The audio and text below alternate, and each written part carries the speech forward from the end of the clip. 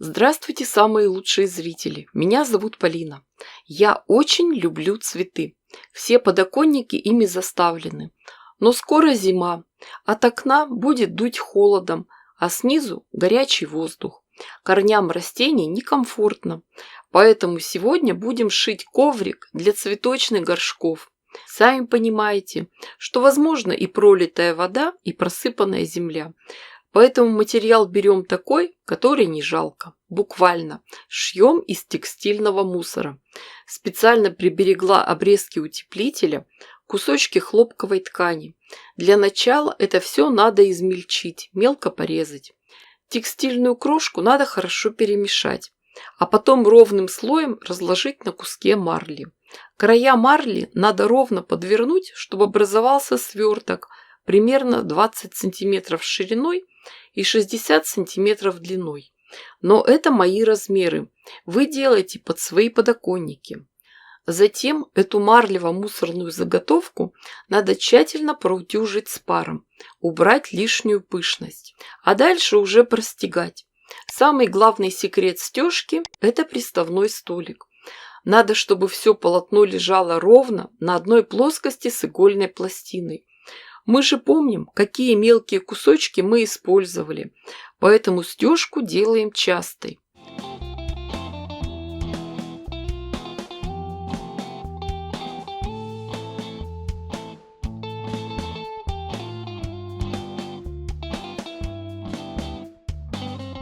Заготовка получилась очень толстой и плотной.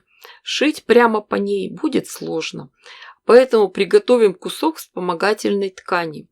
У меня это нетканный материал, спанбонд. Его размер примерно на 3-4 см больше нашей заготовки. А в качестве декора используем тоже мусор, обрезки джинсов. Работу начинаем с края. Пришиваем кусок треугольной формы и начинаем его потихоньку обшивать. Если работать только с джинсовой тканью, это тоже будет интересно.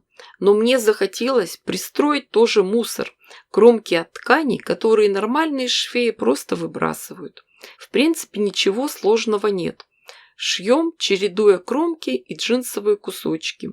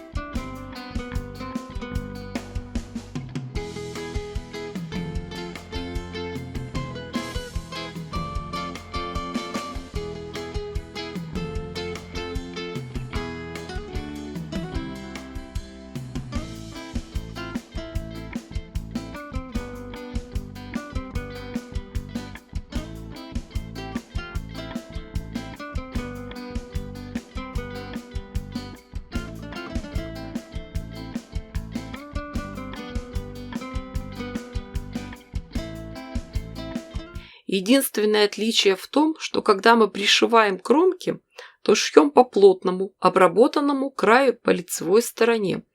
А джинсовые кусочки мы сначала пришиваем, потом отгибаем и прошиваем еще раз, прижимая машинной строчкой.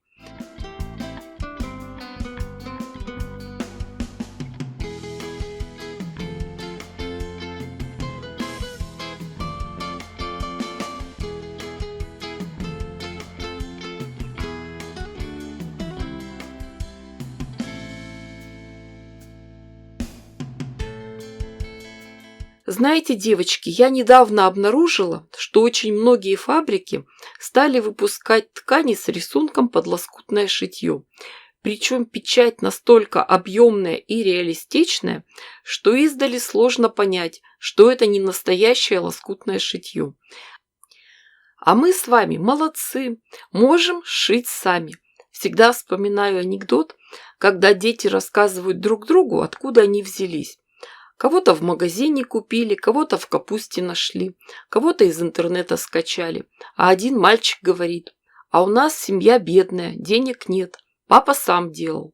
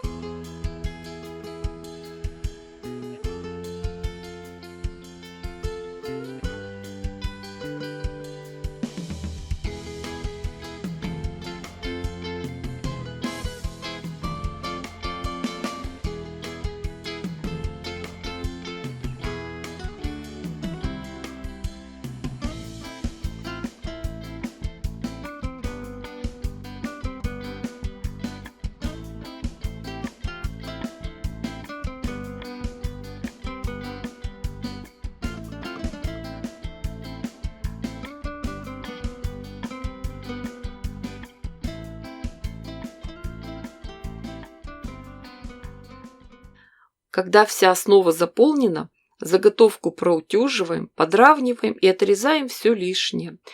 Полученную деталь складываем лицом к лицу с тканью для обратной стороны и прошиваем по периметру, оставляя отверстия для выворачивания. Затем отрезаем углы и все выворачиваем. Дальше вставляем внутрь нашу плотную теплую заготовку и зашиваем оставшиеся отверстия. Коврик получился довольно толстый, но его надо прошить, простегать, сделать хотя бы пару швов. Все-таки попробуем это сделать на швейной машинке. Чтобы было легче работать, строчку делаем декоративную, зигзаг в 3 прокола.